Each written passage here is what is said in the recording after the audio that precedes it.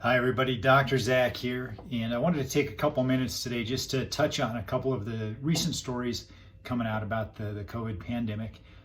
I'm sure you're probably aware that the CDC has updated their website where they've included statistics about comorbidities.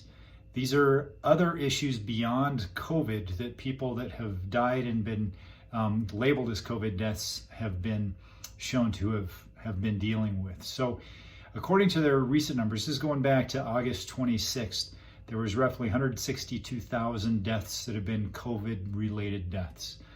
And that's how they're listed on the CDC website.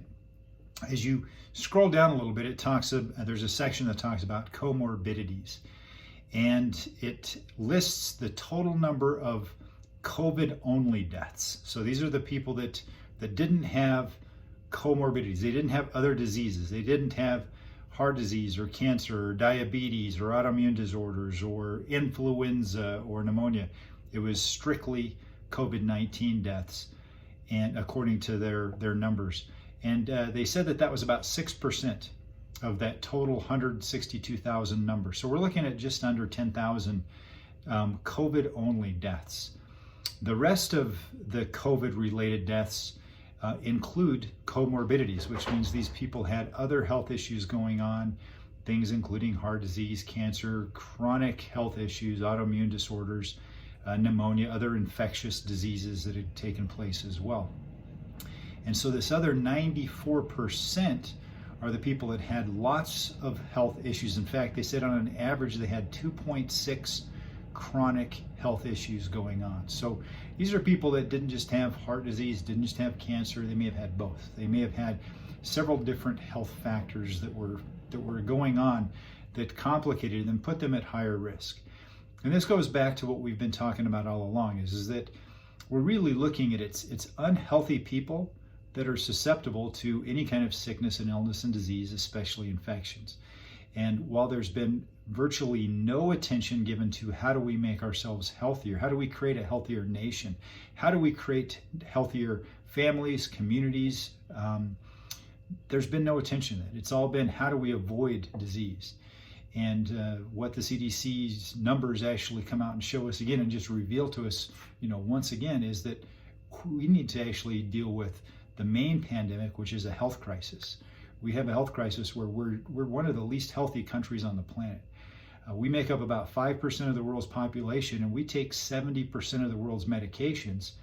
They've actually shown that 54% of our children are chronically ill and are already on chronic medication. So we've got a sick country, which makes us really susceptible to infections that come along. But on the other side of it is that we've got less than 10,000 Americans that have actually died just from COVID. So that means that for those of us that don't have comorbidities, those of us that aren't dealing with chronic health issues, there's been a really small number, 0.029%. I mean, a really microscopic number of people that have been affected by COVID if they're healthy. So we're going to be putting a lot of attention over the next several weeks into putting together strategies to pandemic-proof your life.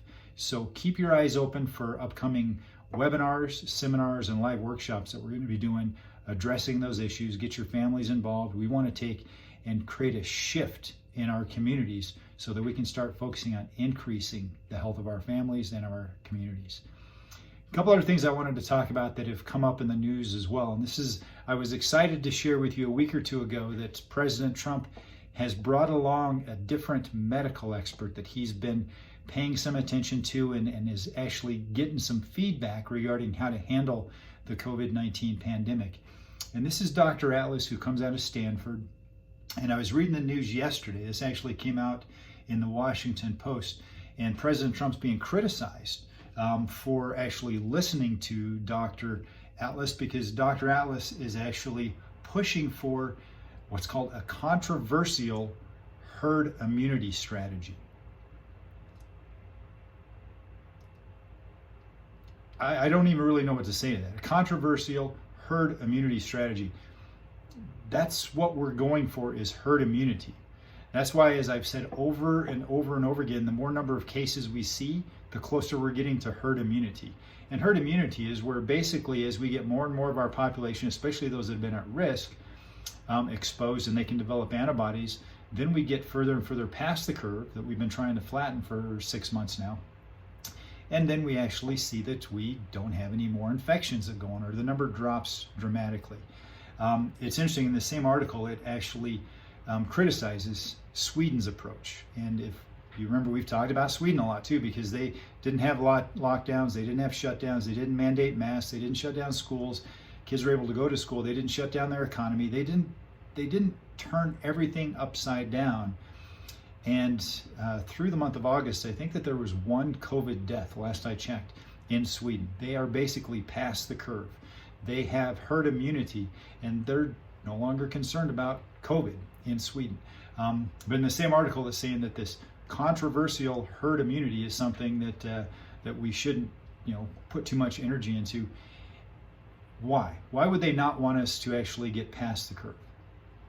It goes back once again, is that all of our faith is being established in this new vaccine that they're coming out with, and that they want us to be dependent upon that. Here's how that vaccine is working. Moderna, who's leading the charge and is getting all the praise in the media about how they're making good progress on it, has two versions of their vaccine that they're coming out with. They have a normal dose, and then they have a strong dose. In 80% of the subjects who have received the normal dose, there was systemic side effects. 80%. In 100% of the people given the high dose, there was systemic side effects.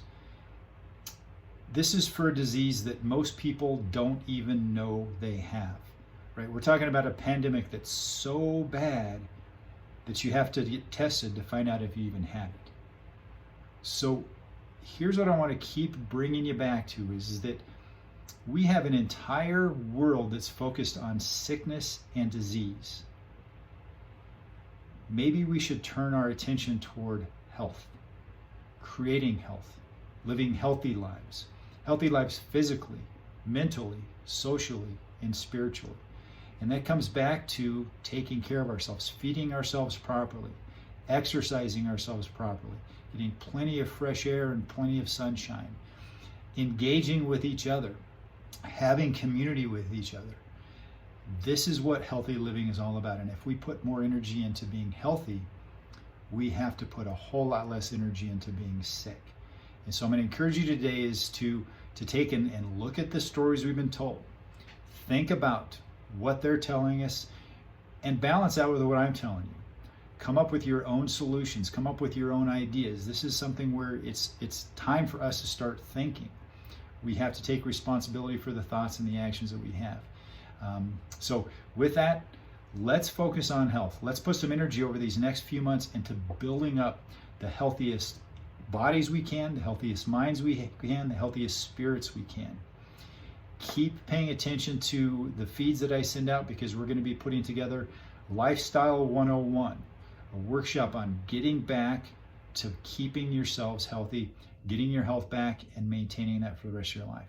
So, till next time, this is Dr. Zach. Keep thinking. God bless you.